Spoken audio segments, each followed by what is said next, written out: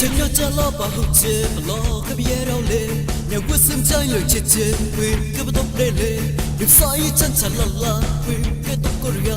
vì chiều mang tay nào hay chưa để tóc cái là ba cứ ha lo cái tóc đau lệ ha cái chê tóc chân lệ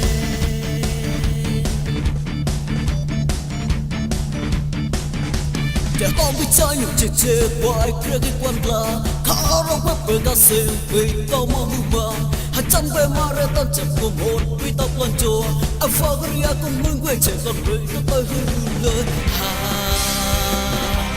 vì tao tới hư lời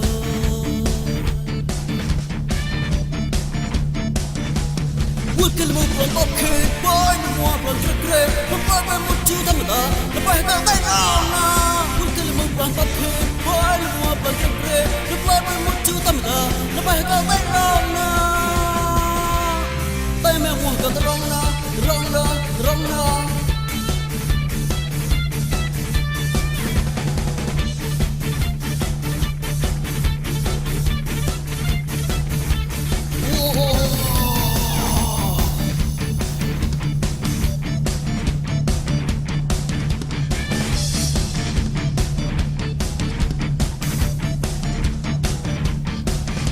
Chân nhớ cha lo bà hụt chê và lo cái bia đau lệ nhà quê xâm trái nhiều chê chê quên cái bắt tóc đê lệ đừng sai chân chả là quên cái tóc cô ria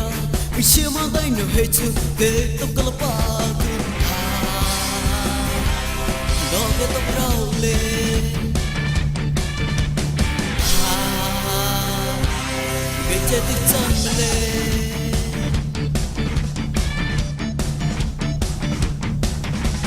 Tao bị trái nhiều chê chê quay kia cái quan là khá rong bắp bờ cá sê vì tao mong mơ hạt chân quay mây ra tan chậm của một vì tao còn chùa quay có son chân mua quẹ làm còn vì tao tới hư lời ha vì tao tới hư lời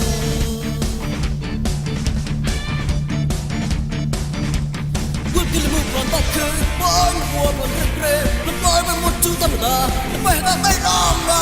Would kill move from the okay boy no more from the grave from boy by một chú thầm đã